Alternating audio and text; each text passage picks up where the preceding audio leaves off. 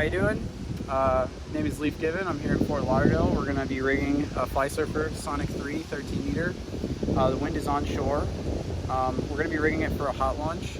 The reason we're rigging it with a hot launch is we want to make sure that the bridles are free and untangled. It's a good way to check for your foil kite to not have any tangles in the bridles. If you're rigging the kite on the side of the window, sometimes the wind and the flapping of the kite makes it a little confusing and hard to see what bridles are tangled or not tangled. When it's a lot windier, you definitely want to launch on the side of the window, but right now we're going to launch directly in the power zone. Wind's about maybe 6 to 8 miles an hour. Okay, so what I'm going to do first is unroll the kite, lay a little sand on the trailing edge, and we're rolling it out perpendicular to the wind. So basically you have the leading edge, downwind, trailing edge, upwind. Don't worry about any tangles right now. We're going to sort that out once the kite gets laid out completely.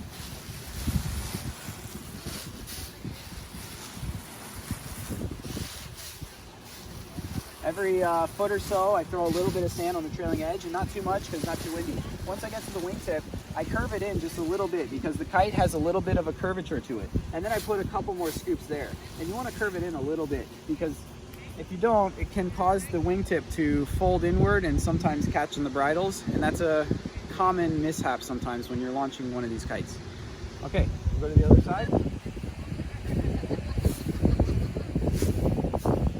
Definitely make sure that this is closed. I usually close mine at the end of the session prior to my next session, so that when I unroll the kite, that's already closed. But definitely make sure that that's closed. You don't want to get any sand in there. Okay. Continue rolling the other side.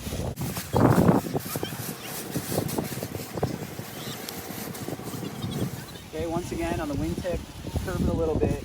A couple more scoops of sand, just because the kite does have a little bit of curvature to it. Now I'm going to go over and I'm going to check these bridles. They look like they're a complete mess, but they're really not. All you have to do is go to your connection points, give it a little bit of tension, and when you start pulling on them, they start to free up. And what I do is one at a time, I grab the front and the back, pull the trailing edge down, tighten it up, and then start to check, starting with the leading edge. Now right now, we can clearly see I have a visual that everything is free. Nothing is tangled, okay? This is super important. What you want to look at and look for is sometimes one of these lines, they like to fold in on itself, create a little loop, and then fold over and get stuck right on one of these knots. And that happens often, very often. So just make sure you see one of these. Sometimes the kite can go up and you won't even notice. And you'll have just the tiniest little loop in the line. It'll be even something so small you won't even notice. So make sure you double check for those. Really just double check your lines, make sure there's no loops in the bridles. Okay, back to the other side. Once again, doing the same exact thing, checking the bridles, but I'm also going to mention something I did before, is that I'm checking these pulley lines, okay? I'm making sure these pulleys are rolling. You want to pull them tight, make sure you don't hear any crunching, no sand in there, it's rolling smoothly. If you see some wear on these, you're definitely going to have to replace these lines with the pulleys. The reason is because the reason the line will wear is that the pulley will be worn out.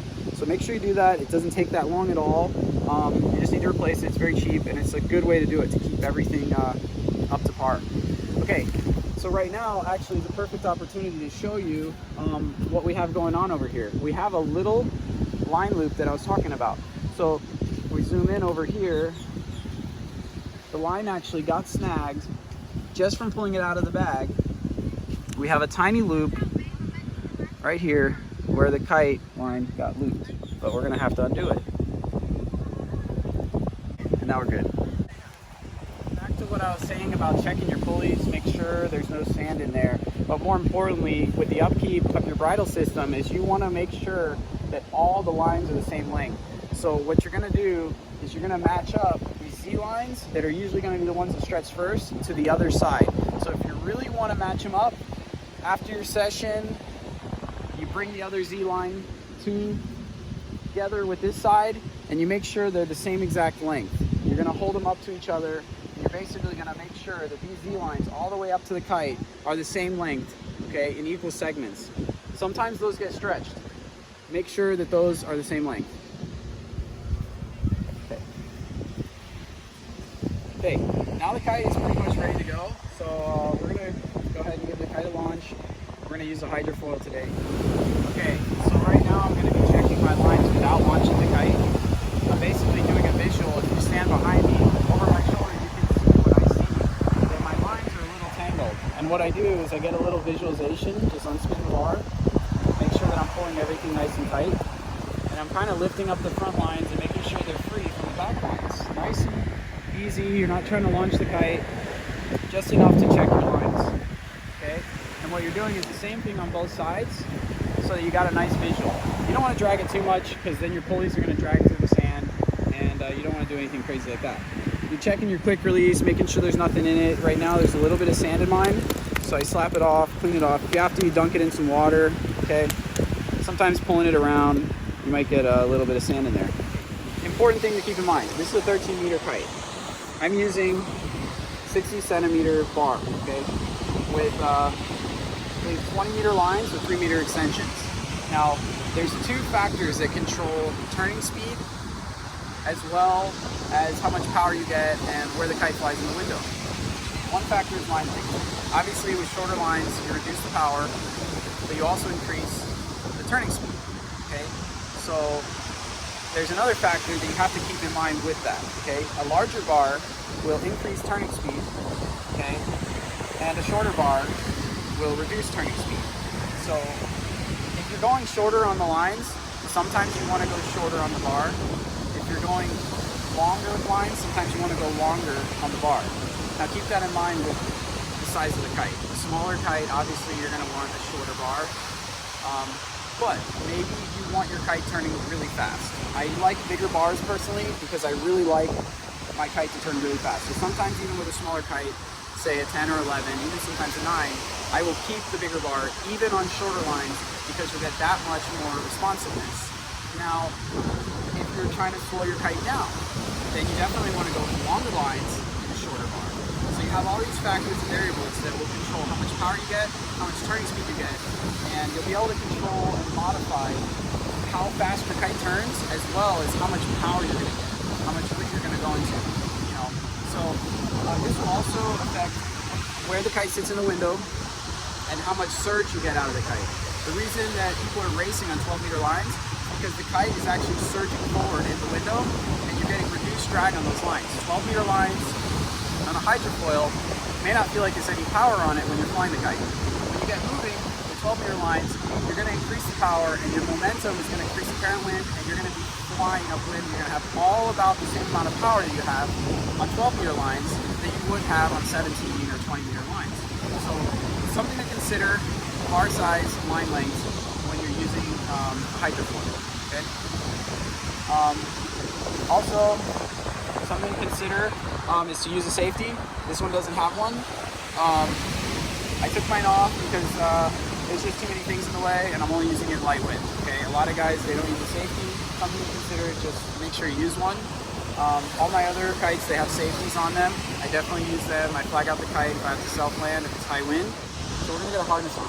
Let's launch the kite. Okay, now even though I'm not using a safety, I still hook my leash up to the chicken loop. Something to keep in mind. Definitely use a safety.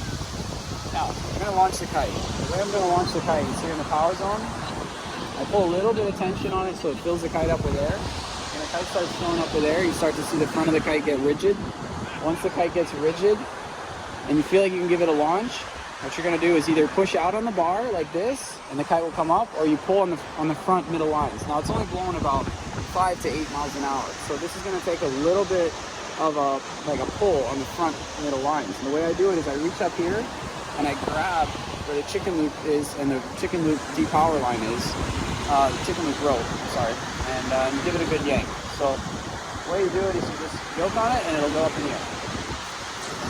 And I pull down on the bar, the blade, so it's kind of back falling. It'll fill up a little faster. Okay, until it's overhead. I keep the bar in?